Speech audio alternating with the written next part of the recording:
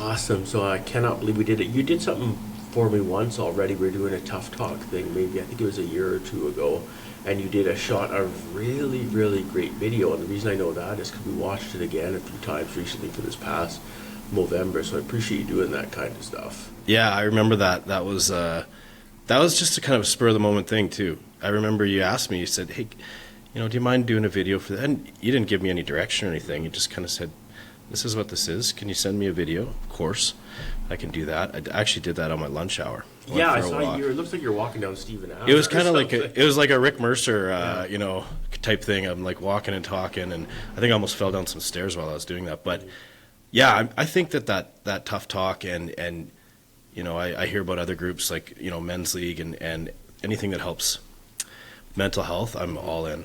I'm all in on that stuff. And the timing of that conversation, I'm fine to talk about it. It was just kind of it was good timing. It was I was dealing with a family member that was struggling, and it was just, for the listeners now, the message was basically just like, maybe a conversation or maybe a phone call or something doesn't go perfect or doesn't end well or something like that, but if you just try again later, try again the next day, keep trying, you'll get through. And that's kind of what happened in that situation. Is we just tried again the next day, and we had a much better conversation, we had a better resolution, and I think that's important. You can't just give up, so anyway, that was a kind of a cool moment. I was happy to do that, and I always like talking and walking, so I'll feel myself doing that. But it's funny. I've only really done a talking and walking one once before, and I did down the plus 15.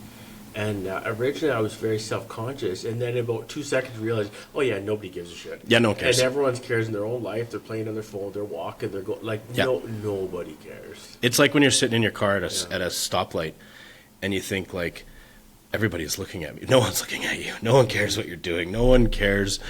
I mean, they care, but it's just like, once you do that, I mean, it's just, you could just do it and kind of blend in. Mm-hmm. Yeah.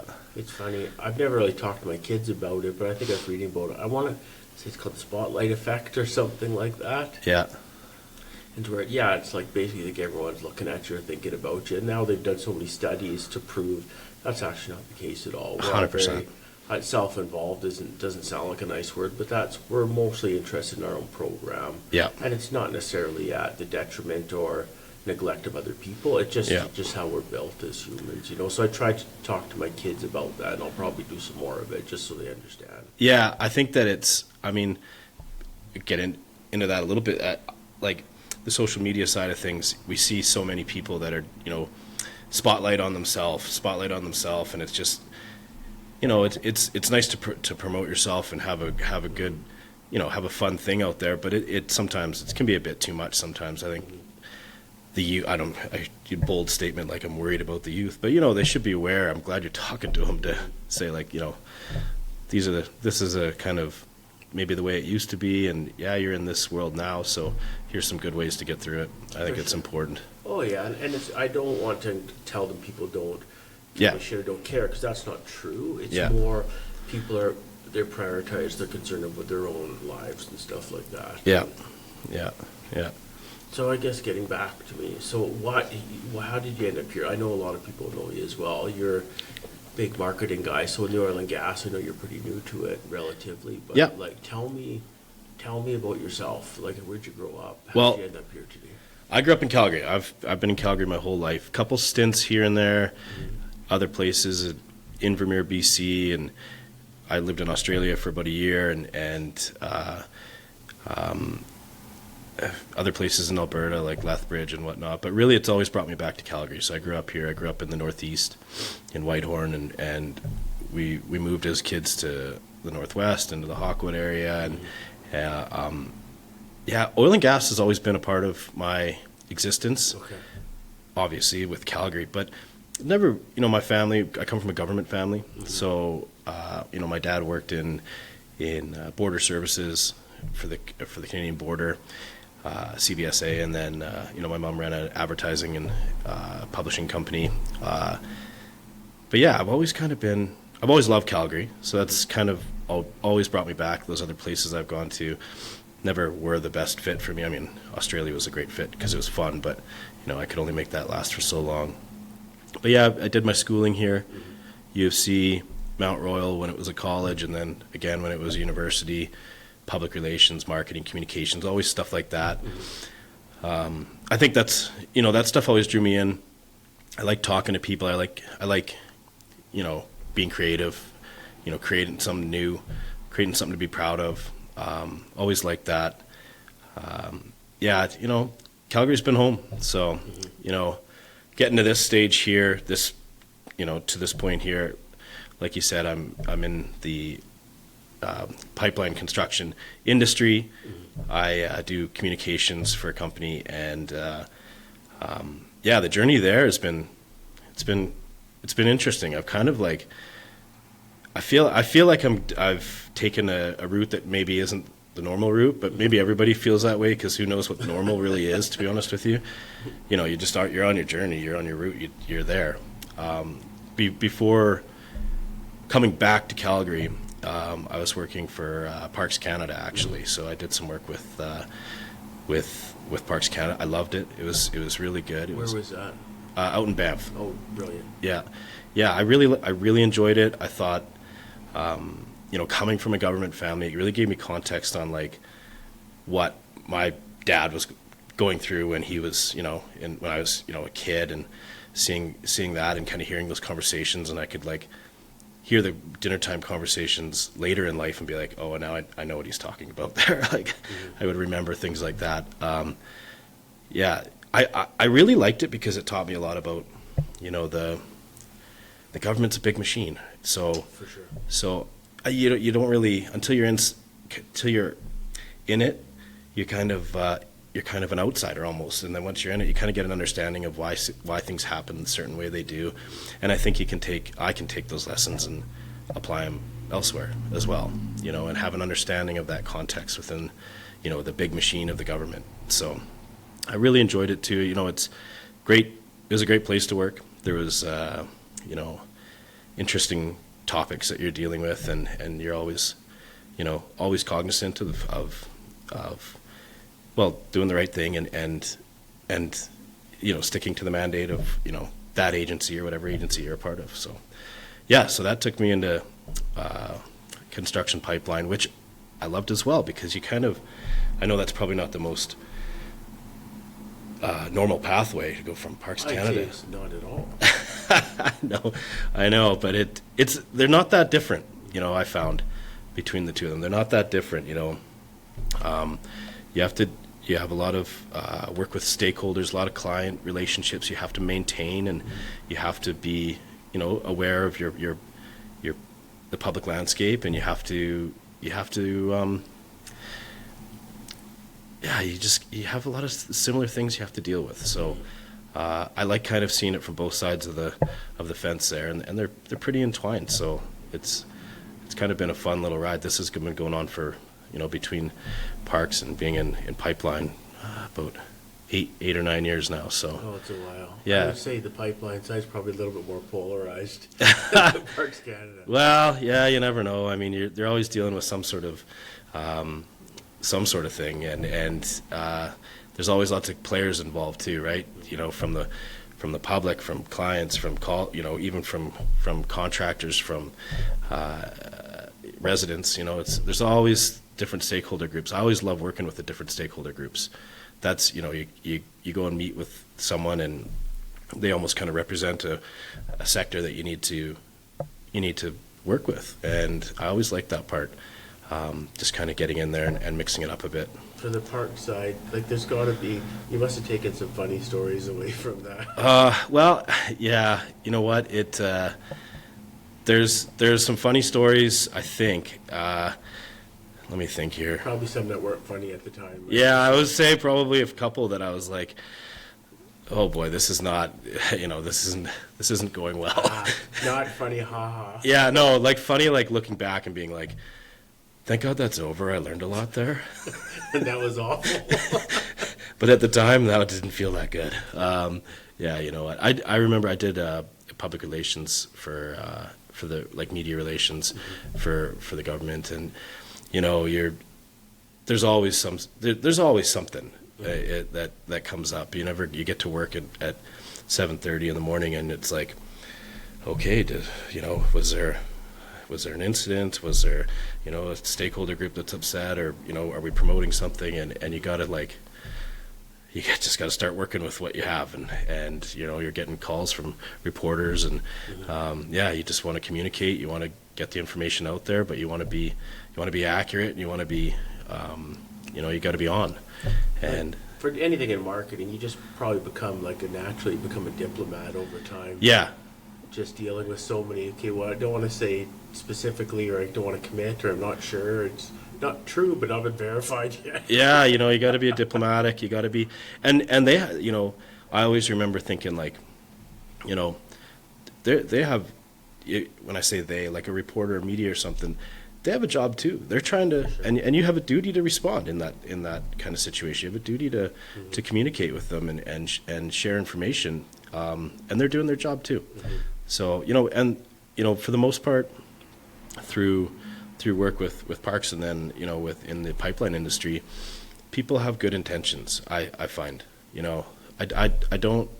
I couldn't name a situation where I was like, that person has bad intentions. I think that they're just trying to do their job. They're trying to live their life. They're trying to, whether they're looking for information or looking to collaborate, or have something they need to talk about because maybe it's an issue. I think that people are generally 99% of the time, they're good people. They're just trying to do their job and live their lives, and so are you. No, and I think so too. Yeah. I don't know if this relates exactly, but I was reading this one article recently on that Hanlon's razor, and I'd never heard that before, where it's like, never attribute to malice what can be attributed to incompetence. Oh, yeah, fair enough. And I thought, oh my gosh, that is so great, and what a good thing to think about when you're pissed off about something some days. Yeah, and you never know, right? Like, even if it's just on a person, on a small level, a person, you don't know how their drive into work went. You don't know what conversation they had with their partner the night before, or like where they're at with their family, or you don't know. So, or what other pressures have been put on them. So, I try to give everybody that grace, and then I hope I get it sometimes too. Oh, for sure. Because I'm the same too. People probably have an interaction with me, and then they're like, I don't think that's what he meant by that, but it's probably something totally different. Well, that's why you got to be surrounded by good people. Literally, just yesterday, Big Dave texted a screenshot of someone saying,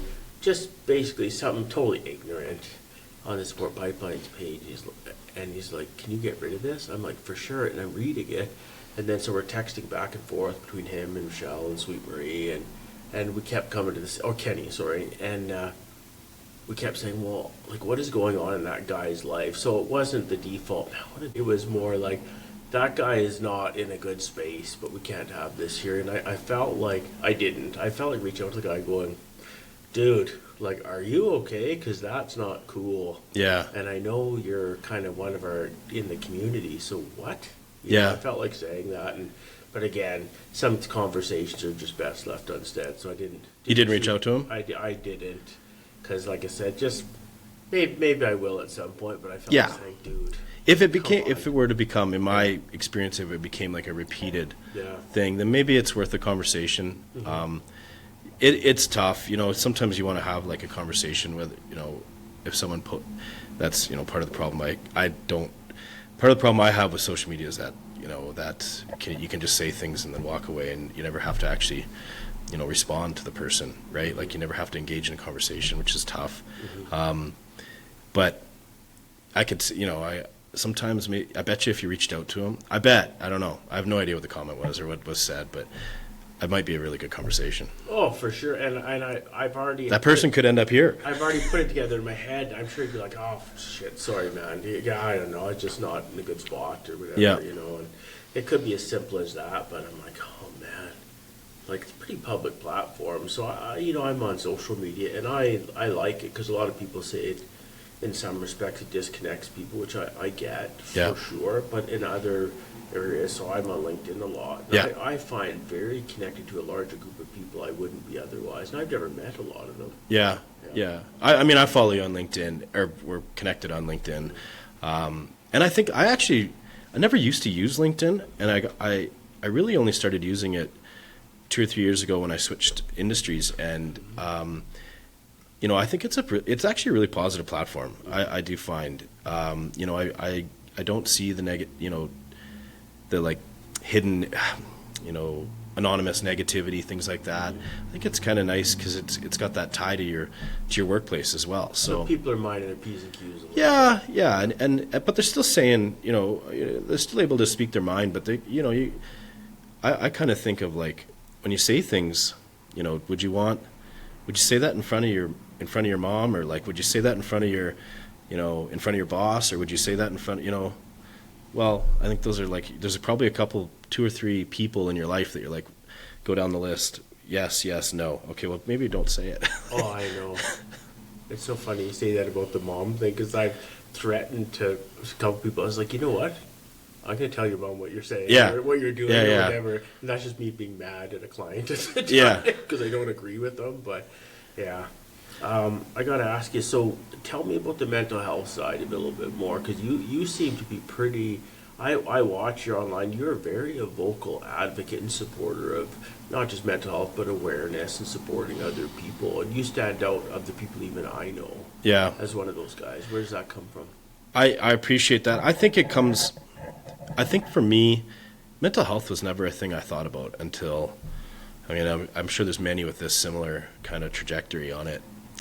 Wasn't really until about maybe 8 or 9 years ago, so I'm 39 now, so in my around 30, and it just became a much more important thing. You start to recognize, being worn out, being stressed, having anxiety, maybe depression at times, and we all have felt those things at certain times in our life, and I think that I think there's certain groups that in our society that just don't get as much help as, or at least support, someone to talk to. I personally, I have a really close connection with someone who struggles significantly, and that he's such a good human being, and I know that at his core, and so I think that I always think about what struggles is he having today or tomorrow or yesterday to have that kind of either a reaction or something like that. And you got to give people who are I want to see opportunity. I really think it's been awesome seeing in the last 4 or 5 years people like yourself who are influential and promote this mental health in tough spaces too, not in a pipeline space. That's a tougher space to have that conversation, but you're opening those doors. I love seeing that, because that's another group that maybe hasn't in the past as much had that opportunity. And I just see the person that I'm connected with sometimes gets ostracized from the rest of the world in a sense, but really does need that person to talk to, does need that phone call, does need that walk, something like that. I think everybody's going through something, and I don't mean everybody's going through, mental issues or struggles. Everybody's going through something, however they're handling it, and I see it a little bit with my friends too. You have, I wouldn't name, but I could see a handful of them who are doing really well, and then maybe a handful that are struggling here and there, but still fighting it out. But people who, this side that appears to be doing well, maybe they're not, right? For sure. It can be a bit of a hidden, something hidden that, if they just get a chance to talk to someone, or if they just listen to someone, even that they either respect or, just opens their eyes up to a different opportunity. I think that if even just like that, it's a good thing. It's hard to explain, but it's important, and I just think it's important to keep talking and keep giving those opportunities for people to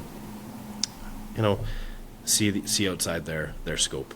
For sure. Yeah. I've always described it as more trying to make the conversation more comfortable, or people say normalize, but just make it something that's a little bit more open. Hey, you're all right. You know what? I'm actually not doing great. Why is that? Well, I'm not sure, actually. I'm not doing great for some reason, and just try to make that a little bit okay. But if you have a really good group of friends, like often that vulnerability is already there where you can have those conversations, Yeah. you know, without being, you know, that very personal situation where someone you know in your life has kind of really opened your eyes a little bit. Do you still think you'd be in the same viewpoint in the context of mental health? Yeah, I do think so to an extent, but a lot of people. I think a lot of people, to the level that I'm connected with, it's a significant struggle, and you know, I think that I think it's really opened my eyes a lot to it. So I don't know, right? Like if I didn't have that eye-opening, ongoing experience, would I know? Would I understand? Like, would I really get it to an extent? I don't know. Do I care about people and want them to be well? Yes, of course, that'll never change. But, you know, I do feel like I've gotten a crash course in it and that's a good thing, I think, because it's opened up, you know, my circle's eyes to, you know, my eyes and my circle, my network of people that you know, it opens up our eyes. So I don't know. It's hard to answer the question in terms of what it would have been, but yeah, I mean, certainly it's played a role. Oh, okay, yeah, that's probably Yeah. the best way to describe it. I've Yeah. talked to other people even about homelessness, like you always feel a compassion for it, stuff like that. But Yeah. you know, someone gets steady pestering you for cash, you're like, oh my God.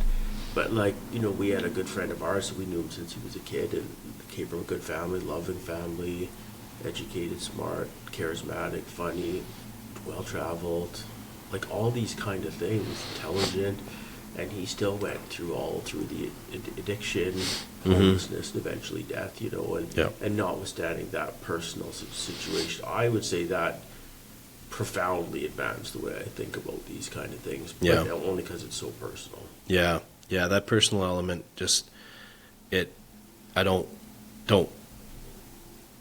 I wish there was a way to like share that without actually having to experience it, you know, because I think that's the only way to learn to like experience it personally firsthand with someone close.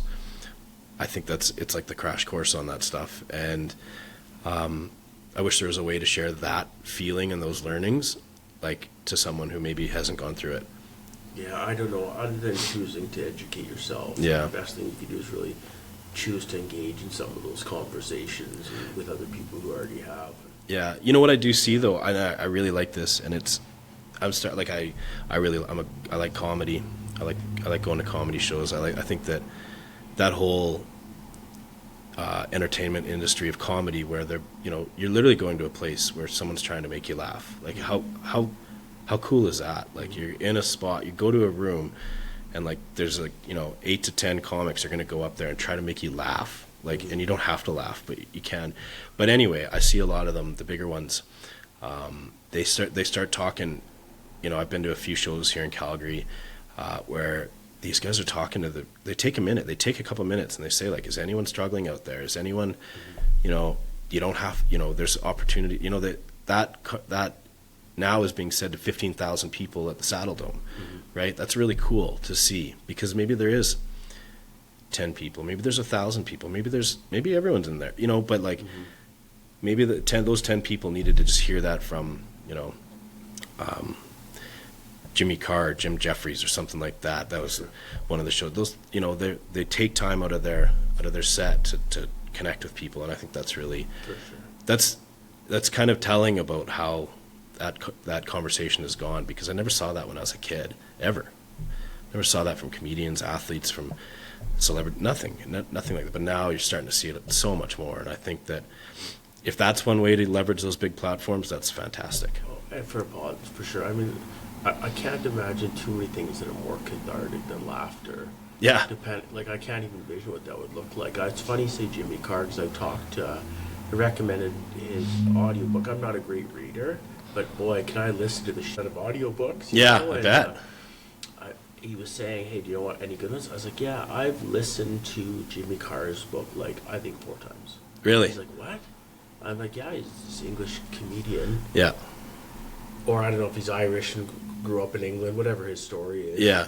And I think I've listened to it 4 times, because it's the blend of humor with his very, very heartbreaking, tragic upbringing and his parents and all this kind of stuff. Something about it really speaks to me, and I've recommended it to so many people because for me, there's some really powerful life lessons in there. And it sounds so funny because if you listen to his comedy, you're like, what? Yeah, I mean, his comedy can be brutal. Yeah, his comedy is something else. It's, I didn't know much about him until I went to the show, and I was totally open to it, and I was just like, what is this comedy? But he worked the room, like, it was a 15,000 person room, but you could tell he kind of like pulled people in, and then you could tell everyone started like this, and then like with arms crossed, kind of like, I don't know what this, and then eventually we're just like, this is, you're listening in. He's got these one-liners, and he's just got that dark humor that, you can tell he's just trying to connect with that audience. And I think that, and then he, like I said, he takes those moments to talk about the difficult subjects. So it's just like, it's like he's bringing that, trying to bring humor to all these people and create these avenues of support for them as well. So, yeah, I don't know his story very well, but I'll look into that. I'll have to get that audiobook. Check. He's like an office stiff from Shell. That's how he came up as a stiff. Not even in a creative group, not a marketing group, nothing. Yeah. That's how he came up. Went to some school in the UK, and he got plucked out because he was a bright kid and to go work for Shell. Yeah, that's cool. And he did that for 5 years, and he's like, what? What am I doing? And I took a chance on comedy. But yeah, do check it out. Like I said, Word of a Lie probably at least 4 times on this too. That's how I think it's incredible. That's cool. That's cool. Oh, I got to tell you, Dave, I did my first comedy set. Oh, yeah, I'm proud of you, man. How'd it go? I wish you'd have told me. I kept it quiet. I'm going to keep doing it, so I'll let you know the next time. Okay. But I did it on, Thursday night. And how many minutes did you do? 3 minutes. 3 big minutes. Yeah. They didn't give me any more than 3. But it was awesome. It was like, and the way it kind of rolled out. You practiced the shit out of it, I assume, before you did it? Oh, like, so I have this book. I've got this book. I've written all these. And every time I think of something that, like, I'm like, that's, I can make that into something. Mm-hmm. This has been going on for like a year since I started really getting into this comedy stuff. And so I have this book, and I didn't bring it. I guess I should have brought it. I usually take it. But I'll write these concepts out. And, they could be anything from, like, I don't know, whatever, nutrition or grocery stores or, just some bizarre thing that I'm thinking about. Mm-hmm. And then so I messaged the person that runs it, and I said, hey, do you think I'm new? Do you think I could get some time on stage? And right away he's like, yep, you're in the lineup. You got 3 minutes. And I was like, okay, that went really quick. So now, now I'm doing it. And then I go to open my book, and I'm like, none of these are jokes. These are all just like concepts. So I'm like, this is the day before. So that night, I'm just downstairs in the basement. I'm like trying to like turn these things into jokes, and it took a while, but I finally pulled enough of it together, grabbed a few punchlines, got it in there, and then I just like practiced it till late in the night. And then after work the next day, between like work and going to the comedy club, I practiced it a bunch more. And then I like took the dog for a walk, and I changed one of the punchlines because I was already like, that's not even funny, what am I thinking? And so it's just like, and then at that point I was also like, you know what, you got to go up there no matter what and talk for 3 minutes. So if it's just dead air, so be it. You wouldn't be the first one to do that, I'd say every comedian has that story, but they say their act gets better by just doing it. Yeah. Like, and so that they tweak it because the audience is an amazing feedback mechanism. Yeah. So they'll tell you what's funny and what isn't. Yeah. They did. Yeah. They definitely did. But you know what, though? As far as jokes go, I've talked to so many different comedians and list all the acts, and everyone says, some of them they're just not jokes. Like Jimmy Carr is a good example. Yeah. He writes one-liners and quips. So the order that they go in always doesn't necessarily matter. Yeah. Whereas other comedians, they write in their own voice and they have their own. Yep. It's not a joke per se, but they'll tell you a story. Like Kevin Hart tells stories about his own life. Yeah. I would say, are they 100% true? No, but are they based on his life and have truth to them for sure. I'm sure they are. And that yeah. authenticity and that sincerity, it comes through, and people pick up on it. That's so cool you said like the authenticity side of it too, because it's so much easier to like I'm much more on the side of the storytelling. So like 3 minutes for me isn't enough time to tell a story, but 3 minutes Jimmy Carr could probably fit 10 jokes in there, and get laughs out of all of them. Whereas I'm trying to like take the audience on like a journey, and then have, you know, a couple jokes along the way and then a punchline kind of thing or something like that. But the authenticity side of it is so important, because you can't make things up. People can see through that. I think they can.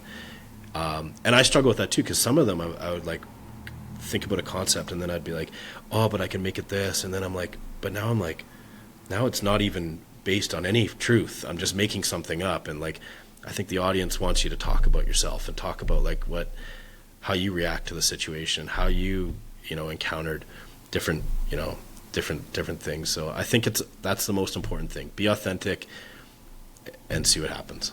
Again, going back to audiobooks, if you listen to Kevin Hart's when he was coming up, that getting into comedy, and that was the advice someone gave him at some point. Yeah. Because he was telling jokes and making up stories that were funny and all this kind of stuff. And the advice an older comedian gave him, he's like, why don't you talk about you and your stories? Because they're you, and there's nobody ever heard them before. And he's basically took that to where he is today. And just by telling stories about him growing up and the chaos and stupidity of all the dumb shit he's done over the years. Yeah, I feel like I have like a whole list of that, like chaos and stupidity of things that you've done that you look back and you're like, well, that was kind of funny now. You gotta tell that story somehow. I think we all have that, I'm sure. Oh, for sure. And the funny thing is, a lot of the stories that find humor, and again, getting back to Jimmy Carr, some of the origins of these stories are very vulnerable, very personal, and very painful even. Yeah. And somehow he's turned them into humor where we can laugh, because I think everyone can relate to that. Yeah. Well, good for you. Yeah, I'm proud of you, man. It's a cool escape, right? Like, but it's a good connection. It's a room full of people that, when you really, like I said at the top there, but you break it down, it's a room full of people that want to laugh. Oh, for sure. So, what better room to be in? Oh, you're coming there already in a safe spot. Yeah, sure. Exactly. I know. I like to, whenever I get with my two brothers, because to me they're the funniest people I know. Yeah. And I love just sitting with them, and you end up get with a good group of funny people, and you end up playing off each other, and yeah. Very cool thing that happens. I'm just happy to like get a chance to debut. Yeah. Yeah. Well, that's part of your story. You're going to keep doing it, I assume? Yeah, I think so. Definitely. When's the next one? Well, it'll probably be after Christmas, but it could be earlier. I don't know. I really don't have a plan for that. I need to build out some of those concepts into jokes rather than doing it the night before. So that might be something I look at later today or this weekend, and maybe get back at it early, because I loved it. It was cool. Yeah. That's awesome. Well, please share it with me next time. I would love to get down there and support you, man. Yeah, sounds good. Cool. Sounds good. It'll be a while before I'm doing the Saddle Dome, though, I'm sure. So, do you want to do the Saddle Dome? Yeah, that's a great room. It's a big room full of people. I would want to be there just to listen. Yeah, it'd be fun. It'd be fun. No, I think I don't actually have like big aspirations like that for it, but I really like. I think just do something fun, see what happens. Right on. Yeah. Well, I definitely won't keep you, but I hope you would consider coming back and talk to me again at some point. 100%. I think I was so excited this morning driving here, because I was like, how often do you get to just go somewhere and just talk about yourself and talk about your journey? Your family, you can do that, and you do, but to just share your experiences, I think it's so important, and so, yeah, thrilled to be here. That's good. Really excited. Well, until next time, take care, brother. Cheers. Thanks for your time.